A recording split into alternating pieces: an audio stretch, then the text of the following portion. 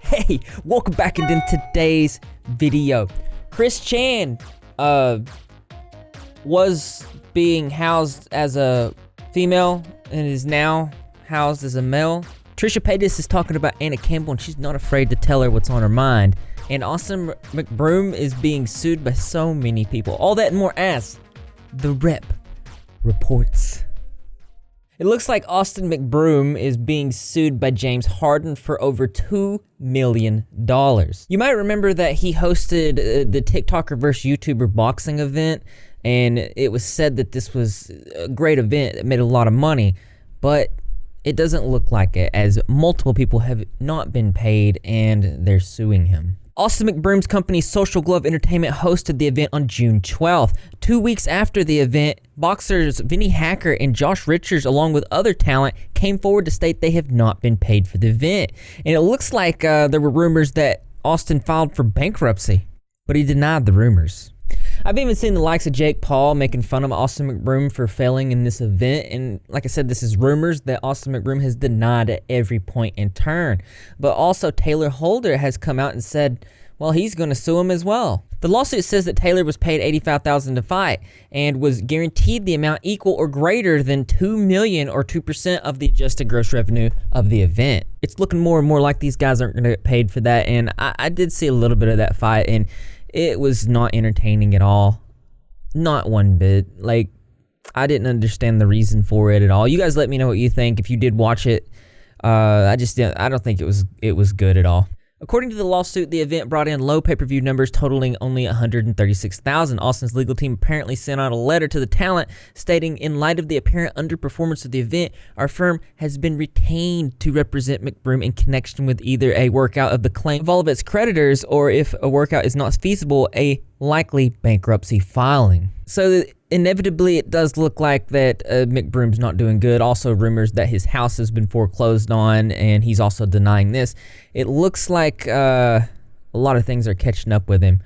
I'll keep you updated. Also in the news, I want to keep you guys up to date with the Britney Spears situation, but literally there are so many stories. It's like a TV show that has spin-offs of each character in the TV show in its own universe, and there's so many details. So I'm just gonna pick a couple and we're gonna talk about it.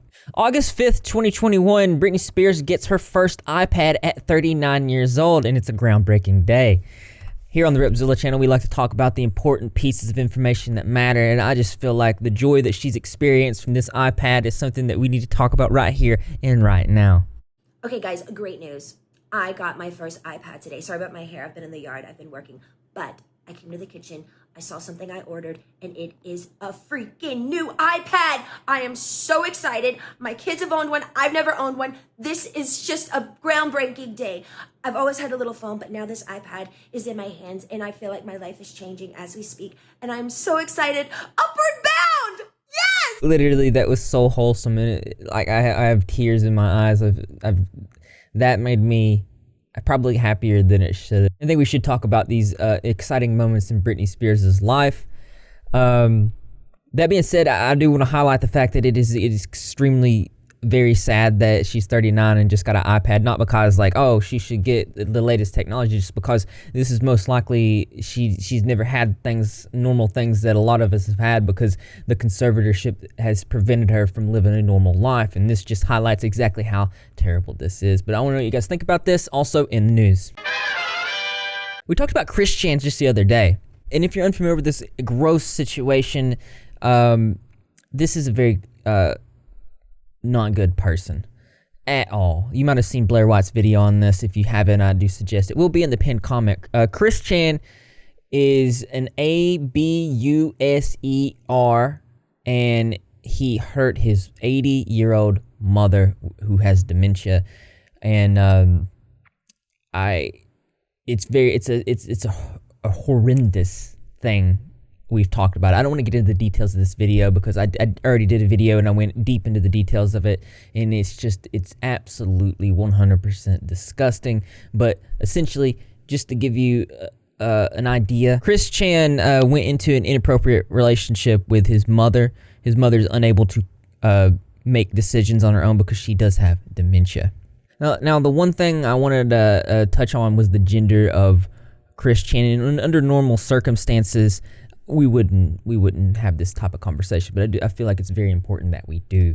In my video, I was told that they went by she, her, and so I tried to respect this, and the reasoning behind it is because if somebody goes by a specific pronoun, this is just for the overall bigger importance of it. We want to respect that, but I've found out and come into contact with some information that this person has lied about this, and there's a lot of supporting evidence that go back over the years that show that he is purposely lying about his gender to hook up with more. He thinks it's going to better his chances to hook up with more women. I didn't know this when I first made my video, so I tried to respect the pronouns that they said that they wanted to go by, because I do feel like that is, like I said, the overall bigger picture. Regardless of the things that they've done, it's important to uphold that. Well, this is what I discovered. There's a list of leaked email exchanges between Chris and a person named Jackie. I think it is maybe an ex of Chris.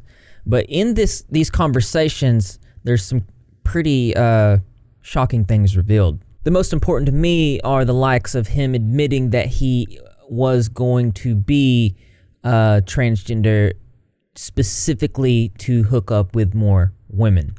That to me is very real in nature and shows me that he was just using this as a method of obtaining something that he wanted. At one point saying, "I'm happy to be a Tom girl," and talking about his mother saying that she is paranoid of me turning out to be gay or becoming a transgender, neither of which is the case. I am very attracted to women. On one exchange saying, "Still officially a straight, proud male." Some of his words and actions, however, betrayed a deeper gender confusion. He started using women's restrooms. He told Jackie that he fantasized about fitting in at not straight bars where he believed he would have no trouble getting together with other women. Another circulating piece on Twitter, Chris felt that in theory, his change in gender orientation would widen his potential dating pool to women of all orientations. For example, on various occasions, Chris has made statements to the effect of him being compatible with all women, or that he can go any way.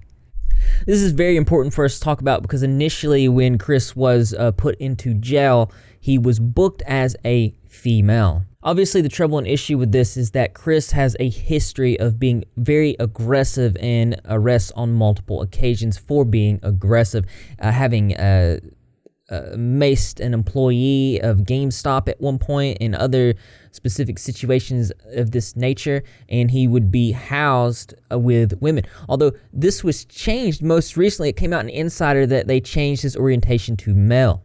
On Thursday morning, Chandler's gender categorization on the Vine custody request system was changed from female to male. The Vine system transmits jail and prison records to the public in order to provide status updates to families and interested parties. Hoffman did not provide a reason for the charge. The Daily Mail reported that Chandler was to be housed with women inmates, though the jail did not confirm that to Insider. There's a lot of people concerned with the transgender being housed with males, and there's also another side of it where people are concerned, saying that, well, this person wasn't actually transgender at all, and there was a lot of supporting details over the years, but the one thing I did see was a massive confusion about their identity, and at this point, it's kind of like the boy who cried, or the boy or girl who cried wolf syndrome, and this person has lied so much throughout their life, it's really difficult to figure out the situation and decide where this person should go. And in my opinion, which I try not to state it that much, this person is responsible for a terrible, terrible, terrible crime. And seeing how they've switched back and forth over the years and said publicly in video on several occasions their intent is to have inappropriate exchanges with women, it paints a pretty clear picture to me. But I want to know what you guys think about this. Let me know in the comment section below, also in the news. Trisha Paytas has come out with a new episode of her podcast, Enemies, where she talked about Anna Campbell. And as you know, I've been covering Anna Campbell and the updates to do with her situation. Anna Campbell is responsible for very bad behavior that put minors in a lot of danger. If you guys are unfamiliar with the Anna Campbell situation, I will put my video in the pinned comment. She actually reached out to Trisha Paytas, and Trisha Paytas had this to say. Really disturbing is she has like a group of fans that are underage that she has private like meetups with in hotel rooms and has private conversations and talks about wanting to F them. Like, these are real conversations.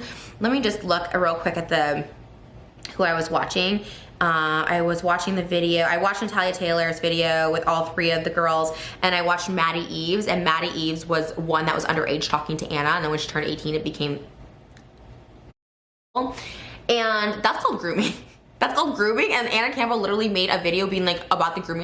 That is, she's like, it's not, people just use that term and throw it. No, you groomed them. You groomed them. You got in with them. You were friendly with them. You did all this stuff. You were really close with them, and then when they turned a certain age, you became ethical with them. That's grooming, and you're disgusting. And again, I'm saying right now, again, nobody has any business having private conversations, private meetups with underage fans. I don't get their fans, and they think they have a connection. She calls them the love of her life. She's hugging all these underage girls. She's 26. How does she have a platform? How is she not in jail? So I completely 100% agree with Trisha about this. One thing I'm going to have to say is Anna Campbell has a habit of trying to scare people, trying to bring up law and tell them that this and that's going to happen. And they attempted to do this with Trisha, but this is not working with Trisha. And it doesn't work with anybody that knows anything about situations like this. Let's see what she said. Okay, here's her threat to me. This was on my vlog. She goes, you also paid monthly for me and my ex-girlfriend's Andy's page we had together on OnlyFans last year in 2020. So please keep that in mind before jumping on the Anna her girlfriends on OnlyFans bandwagon. First of all, I was just saying I was looking into this. Then this got me, excuse me? First of all, if you are putting, because this is from her girlfriend's, her ex's mouth, they did not consider her putting their bodies on Anna's OnlyFans. They didn't get the money, they didn't get to it. You're going to be in big trouble with OnlyFans, and I will do everything in my power for OnlyFans to know this. If you are not tagging the person, giving proper credentials, when you post someone else on OnlyFans, you have to give their ID or you have to tag their OnlyFans page, which already means they're verified to be over 18. If you didn't do that, you're going to be in big trouble. You're the one selling it. Don't even put that on me. And then also exposing people who are subscribed to you. You're a different kind of ugly. That's not how work works, honey. That's gross. And this is just something that Anna Campbell does. She always tries to use these kind of scare tactics to try to get people. And I can't believe she tried to do this with Trisha. Trying to say that Trisha did something wrong by following her OnlyFans. Trisha could have been doing this just to support somebody. And as she said, she probably didn't even watch the content anyway. So it's just like supporting people that do this kind of work, which is what you should do. And it's very important to keep in mind these are the same kind of scare tactics that she's using on these girls, a lot of these young girls, and she's always used these kind of tactics on them to keep them in a place to where she wanted them. This is not a good person and not somebody that needs to be on the platform. And Anna Campbell, this will catch up with you. The audio messages of you talking to these minors, the way you're talking to them, what you're saying, do you want me to F you hard? Like, it's like, don't say these are false accusations. There's text messages, voice memos, you on camera just doing this stuff.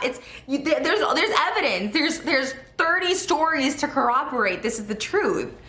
I don't know what you're trying to do by scaring people. Like, this is her. This is what she's trying to do, is scare people. You're not gonna be scaring me. I do know how the law works, sweetie. I do have money for lawsuits, sweetie. So Trisha Paytas is not intimidated at all. And I want to say that I really appreciate Trisha for speaking on this situation, because there's not a lot of mainstream talk about what's going on and the details of it. So thank you for putting a light on it. And as interesting as this is, always something more interesting to me. That's right, you guessed it. I want to know what you think. So why don't you go ahead and leave your creative and interesting responses in the comment box below. Thumbs up for those likes as always, brothers and sisters. I will see you in the next video.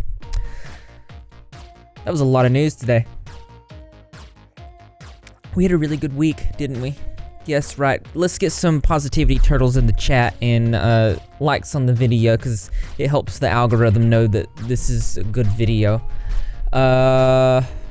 Thank you to my patrons, really appreciate it. If you want to support me here on the channel and get your name into my videos like these guys, that will be in the pinned comment. Check it out, see if it's something that you like, if it's something that works for you.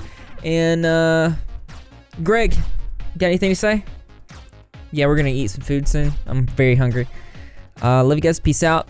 That's just to sure that you're repping. If you're not repping, you're Greg. And how you do the ugly, subscribe, notifications turned on, be in the comment section after every single video, because I'm gonna be there.